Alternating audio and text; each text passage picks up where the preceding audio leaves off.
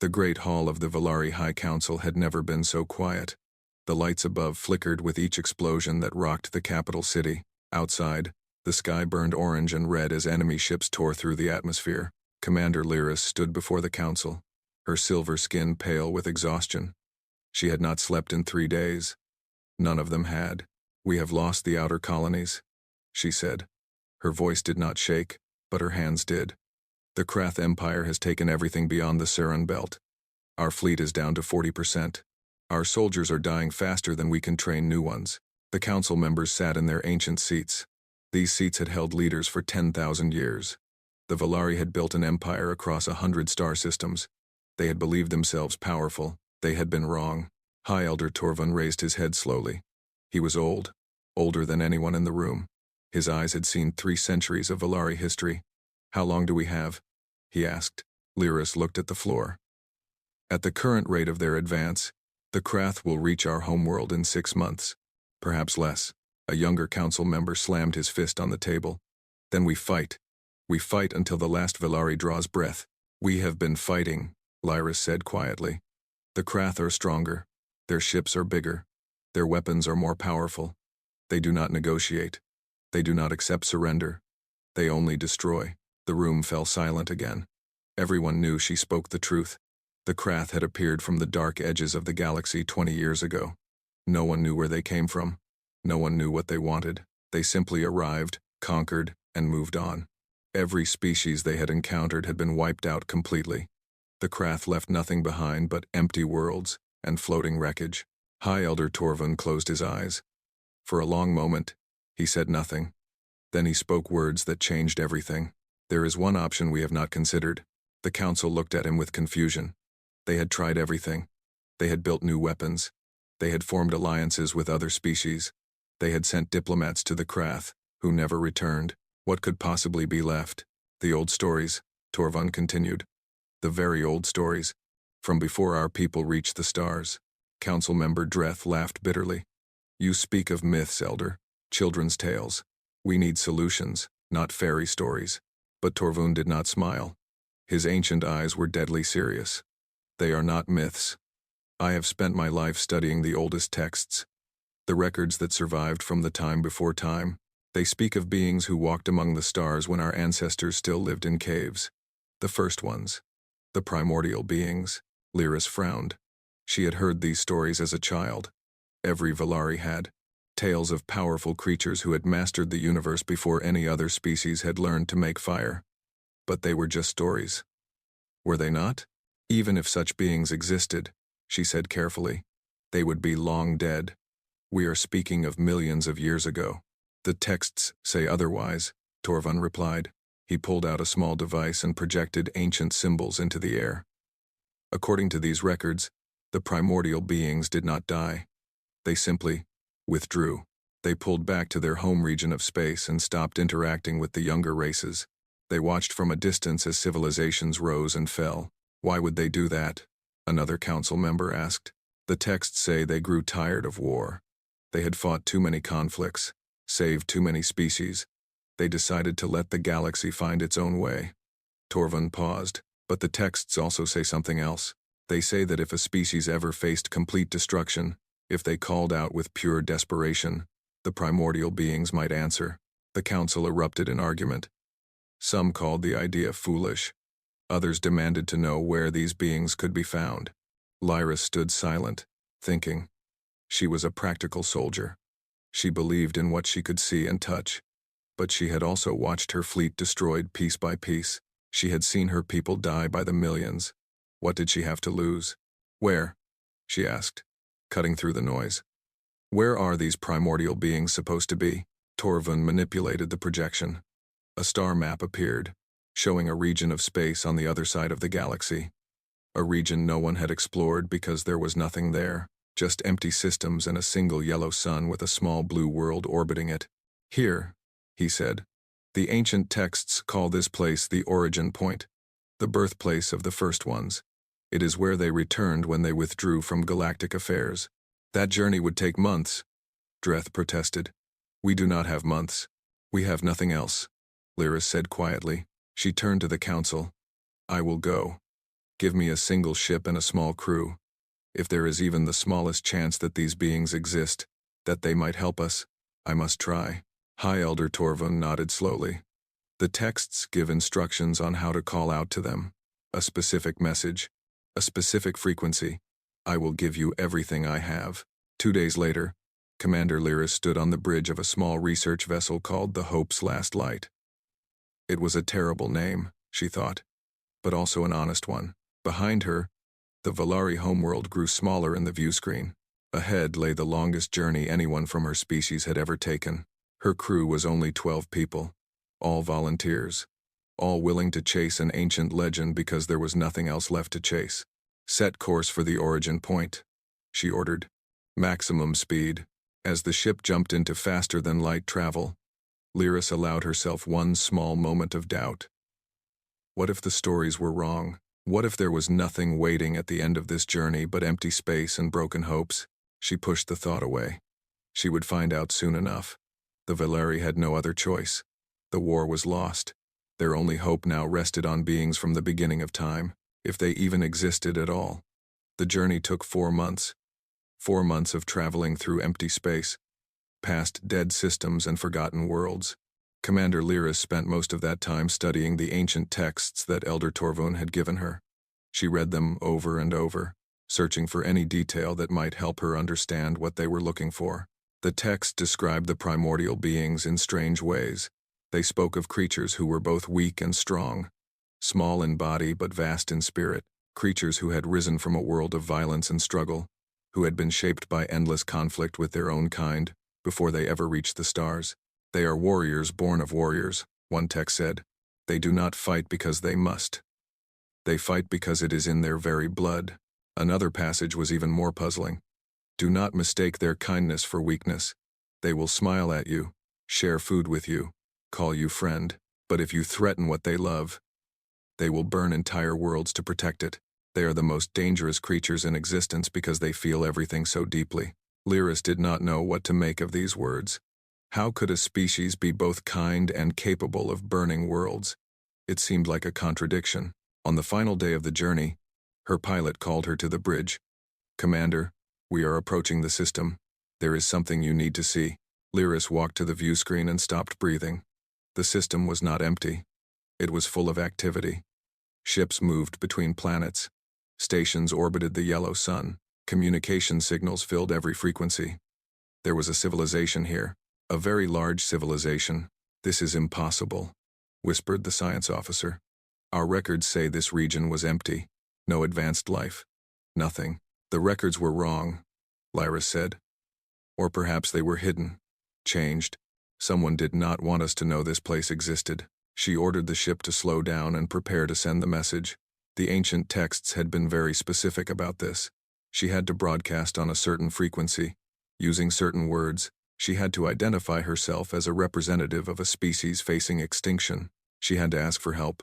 Lyris took a deep breath and opened the communication channel. She spoke the words exactly as the texts described them. Then she waited. The response came faster than she expected. A voice, speaking perfect Velari, filled the bridge. "Unidentified vessel. This is Earth Defense Command. You have entered protected space. State your identity and purpose immediately." Earth. Lyris had never heard that name before. It must be what the primordial beings called their world. "My name is Commander Lyris of the Valari people," she replied. "We come seeking the first ones, the primordial beings. Our civilization is dying. We ask for your help." There was a long pause. Then the voice spoke again, and this time it sounded different. Curious, almost amused. "Please hold your position, Commander. A vessel will be sent to escort you. Do not be alarmed. No harm will come to you." An hour later, a ship appeared next to the Hope's Last Light. Lyris had seen many ships in her military career. She had fought against the massive warships of the Krath Empire, but she had never seen anything like this. The ship was not just big. It was elegant, powerful. Every line of its design spoke of advanced technology far beyond anything the Valari possessed. It moved with a grace that seemed almost alive. A shuttle departed from the large ship and docked with her vessel. Lyris gathered her crew and waited in the airlock. The door opened. A creature stepped through. It stood on two legs, like the Valari. It had two arms, two eyes, a mouth, but its skin was not silver like hers. It was a warm brown color, and its face was arranged in an expression she recognized from her studies of alien species. It was smiling. "Commander Lyris," the creature said. "My name is Admiral Chen. Welcome to human space." Human. That was what they called themselves. Humans. "You are the primordial beings?" Lyris asked. "The first ones?" Admiral Chen's smile changed slightly. There was something sad in it now. "That is what some species call us. Yes. We have had many names over the years. Most of them we did not choose." She invited them aboard the larger ship. Lyris and her crew walked through corridors filled with strange decorations. Pictures, plants, symbols she did not understand. Everything looked lived in, comfortable. Not like a military vessel at all. They reached a large room with windows showing the stars. Admiral Chen gestured for them to sit. Food and drink were brought. Lyris noticed that the humans moved with a strange combination of efficiency and casualness. They were clearly military personnel, but they laughed and talked among themselves like old friends. "Your message used the old protocol," Chen said. "We have not heard those words in a very long time. Tell me what has happened to your people." Lyris told her everything. The Krath Empire, the 20 years of war, the billions of dead, the colonies lost, the inevitable fall of the Valari homeworld. She spoke for nearly an hour, and the Admiral listened without interrupting. When Lyris finished, Chen was silent for a long moment. Then she asked a question that surprised the commander. "Have you tried negotiating with the Krath?" "Yes, they killed our diplomats." "Have you tried surrendering?" "They do not accept surrender. They destroy everything." "Have you tried uniting with other species?" "Yes. The Krath defeated our alliance. The other species fled or were destroyed." Chen nodded slowly. Her face had changed. The smile was gone. Something else had taken its place. Something that made Lyris feel both hopeful and afraid. "We withdrew from galactic affairs a long time ago," the Admiral said quietly. "We were tired of war. We had fought in so many conflicts, saved so many species. Every time we helped, more came asking for help. We could not save everyone. So we stopped trying." Lyris felt her heart sink. They had come so far, for nothing. But Chen continued. "However, we did make one promise. We said that if any species truly faced extinction, if they came to us with genuine desperation, we would consider their request." She stood and walked to the window, looking out at the stars. "Tell me, Commander, how many Valari are left?" "Perhaps 8 billion, Lyris answered. "Down from 20 billion 20 years ago. And if the Krath are not stopped, 0. They will kill everyone. Every man, woman, and child. They will burn our worlds and erase all evidence that we ever existed." Chen turned back to face her. The expression on the human's face had changed again. There was fire in her eyes now. Old fire. The kind that had been sleeping for a long time and was now waking up. "The Krath," she said, "sound like they need to be taught a lesson." Lyris felt something she had not felt in years. "Hope. You will help us?" Admiral Chen smiled again. But this smile was different from before. This smile was the smile of a predator who had just spotted prey. "Commander Lyris, let me tell you something about humans. We tried to become peaceful. We tried to leave our violent past behind. But the truth is, we are very, very good at war. And there is one thing that will always wake up our worst instincts." She leaned forward. "We really do not like bullies." Admiral Chen took Commander Lyris to Earth, the small blue world that the ancient texts had called the origin point. Lyris had expected something grand. Huge cities, massive machines, the obvious signs of a civilization that had existed for millions of years. What she found was different. Earth was beautiful. Green forests covered much of the land. Blue oceans sparkled under the yellow sun. Cities existed, but they were balanced with nature. Everything seemed designed to preserve the world, rather than consume it. "Your planet is so small," Lyris said as they descended through the atmosphere. "How did your species survive here long enough to reach the stars?" Chen laughed softly. "We almost did not. Many times. We came very close to destroying ourselves and this world. Wars, disease, climate disasters. We had to learn the hard way that our home was fragile." They landed in a city called Geneva. "Here, Lyris was introduced to the United Human Council. These were the leaders who governed human space. They listened as she told her story again. They asked questions. They studied the data about the Krath that she had brought. After the meeting, a human named Dr. Marcus offered to show Lyris their history archives. She accepted, eager to understand these strange beings who seemed so gentle but were called primordial beings by ancient texts. The archives were underground, massive halls filled with records stretching back hundreds of thousands of years.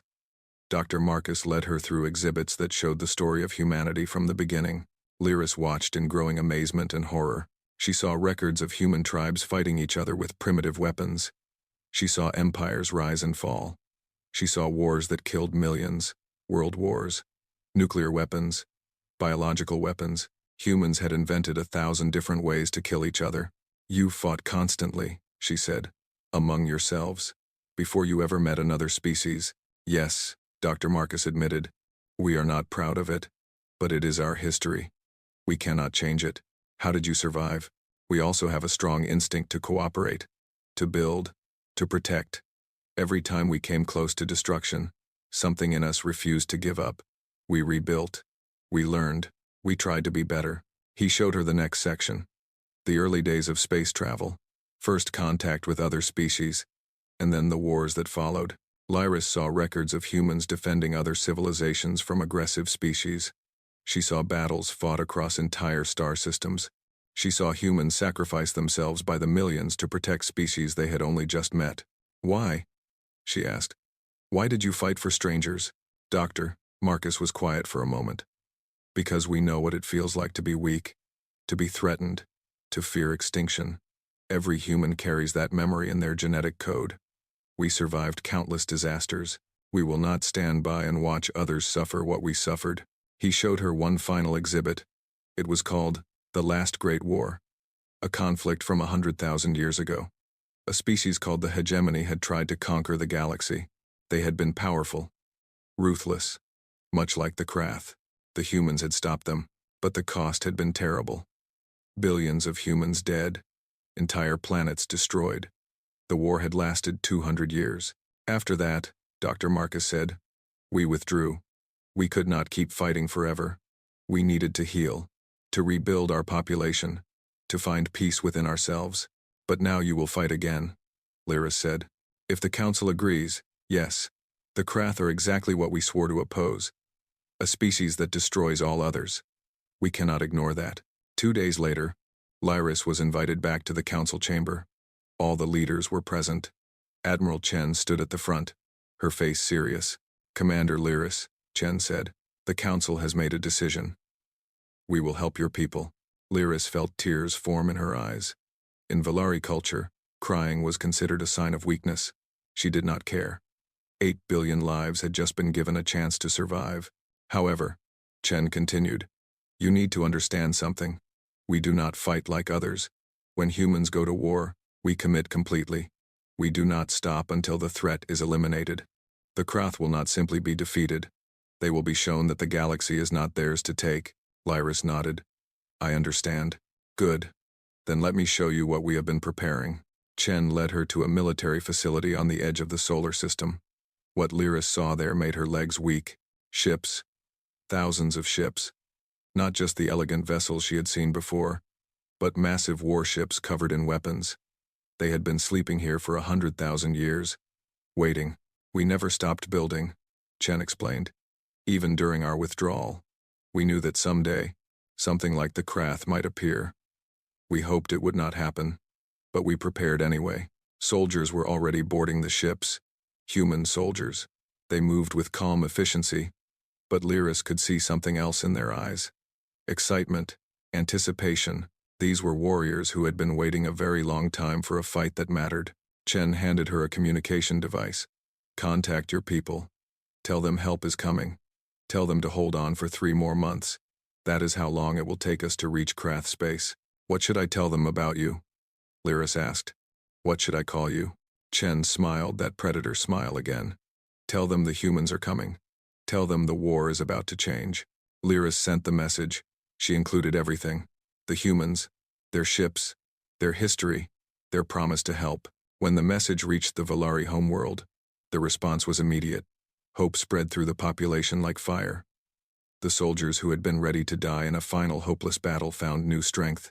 The civilians who had been preparing for extinction began to pray. Elder Torvund received the message in his study. He read it 3 times. Then he did something he had not done in a century. He smiled. The primordial beings were real. They were coming, and they were angry. 3 months later, the human fleet arrived at the edge of Valari space. 3,000 warships, 10 million soldiers.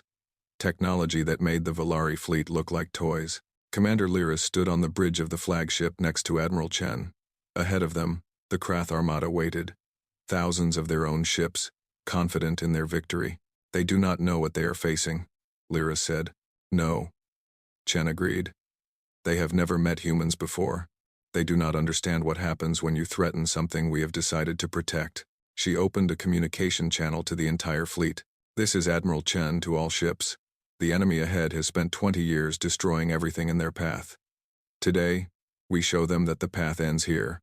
For the Valari, for every species the Krath have murdered. And for humanity, her voice hardened. Let us remind the galaxy why they called us the primordial beings. The fleet moved forward. The war was about to change. The Krath had never experienced true fear.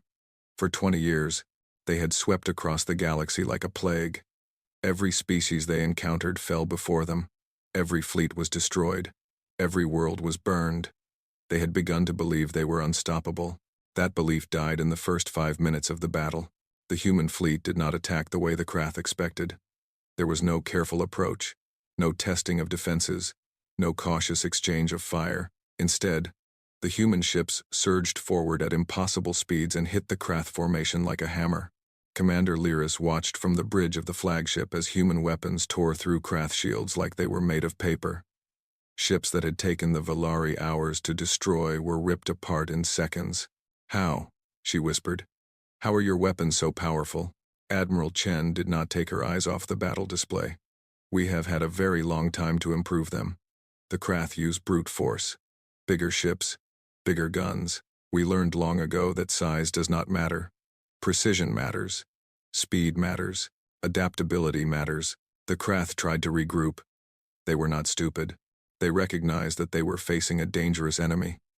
They pulled back and reformed their lines, preparing for a more defensive strategy. The humans did not give them time. A second wave of ships, smaller and faster, launched from the main fleet. These were not warships in the traditional sense. They were attack craft, each one carrying only a handful of pilots. They slipped through gaps in the Krath formation and targeted critical systems. Engines, shield generators, communication arrays. The Krath fleet began to fall apart. Ships lost power. Others collided with each other as their navigation systems failed. The organized armada became a chaotic mess. Ground assault teams are launching, a human officer reported. Lyris turned to Chen in surprise. You are boarding their ships? Some of them. We need intelligence. We need to know where their homeworld is, where their command structure is based. Lyris had never heard of anyone boarding a Krath ship. The Krath were massive creatures, nearly 3 times the size of a Valari. They were brutal in close combat. Every boarding attempt her people had made ended in disaster. She watched the assault on one of the smaller Krath vessels. The human soldiers moved through the corridors with terrifying efficiency. They worked in teams, covering each other, communicating in short bursts. When they encountered Krath warriors, they did not hesitate. The Krath were bigger. The Krath were stronger. But the humans were faster, smarter, more coordinated. They used the ship's own structure against the defenders, leading them into traps and cutting them down from multiple angles. In 20 minutes, the ship was secured. First ship captured, the officer reported. Prisoners secured. Data extraction beginning. Prisoners. Lyris had never seen a Krath prisoner. Her people had tried to capture them for questioning, but the Krath always fought to the death. Or so she had thought. How did you capture them alive? She asked. Chen smiled slightly. We have certain technologies that make it possible to disable without killing. Non-lethal weapons. Neural disruptors. The Krath are not expecting enemies who want to take them alive. It confuses them. The battle continued for 6 hours. The Krath threw everything they had at the human fleet. Reserve forces. Reinforcements from nearby systems. Nothing worked. The humans adapted to every tactic. They found weaknesses in every formation. By the end, over 2,000 Krath ships had been destroyed or captured. The human fleet had lost 47 vessels. 47? Against 2,000. Lyris could not process what she had witnessed. 20 years of war had taught her that the Krath were invincible. Today, she watched them die by the thousands. Admiral Chen finally allowed herself to sit down. The bridge crew around her was celebrating, but her expression remained serious. "This is just the beginning," she said. "We have won a battle. The war is not over. But surely the Krath will negotiate now," Lyris said. "They must see that they cannot win." Chen shook her head. "The Krath have never negotiated in their entire history. They do not have a word for surrender in their language. They will keep fighting until they are completely destroyed, or they have been shown so clearly that they are defeated that fighting becomes pointless. Then what do? We take the war to them. We hit their supply lines, their shipyards, their colonies.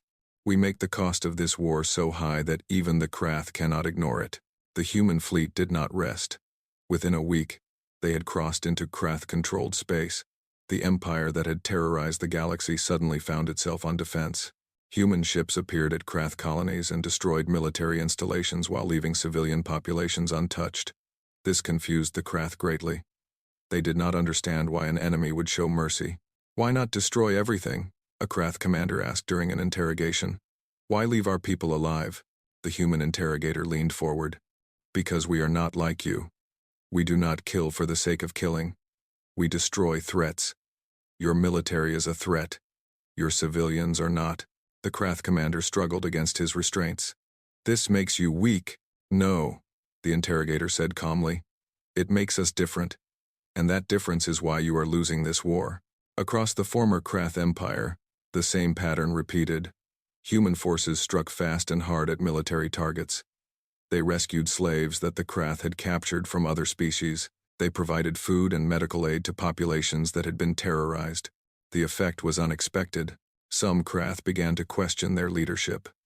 For the first time in their history, they saw an enemy who was stronger than them, but chose not to exterminate them. It created a conflict within Krath society that their leaders could not control. Admiral Chen received reports of Krath worlds surrendering without a fight. Krath commanders were abandoning their ships. The empire was crumbling from within. "They do not know how to handle mercy," she told Lyris. "Their entire culture is based on the idea that the strong destroy the weak. When they meet someone stronger who does not destroy them, it breaks their understanding of the universe." Lyris watched the collapse of the empire that had haunted her nightmares for 20 years. She had dreamed of this moment, but she had always imagined it would require the complete destruction of the Krath species. Instead, the humans were defeating them by proving that strength did not require cruelty, that power did not demand destruction. "You are changing them," she realized. Chen nodded. "That was always the goal. We could destroy them completely. We have the power. But what would that accomplish? Another species erased from existence. Another wound in the galaxy that would never heal." She looked out at the stars. "We want them to change, to become part of the galactic community instead of its enemy. It will take generations. But it is possible." Lyris thought about her own people. The billions who had died. The colonies that had been destroyed. Part of her wanted the Krath to suffer as the Valari had suffered, but another part of her understood what the humans were doing. They were not just winning a war. They were building a future where no species had to fear extinction. "You really are different," she said softly. Admiral Chen smiled. "We try to be. We do not always succeed. But we try." The message spread across the galaxy. The humans had returned. The primordial beings were awake, and the war was almost over. The war ended on a day that Commander Lyris would never forget. She stood on the bridge of the human flagship, watching as the last Krath war fleet surrendered. Thousands of ships powered down their weapons and opened communications channels to request terms. 1 year. That was all it had taken. 1 year to bring down an empire that had terrorized the galaxy for centuries. Admiral Chen accepted the surrender with the same calm professionalism she had shown throughout the war.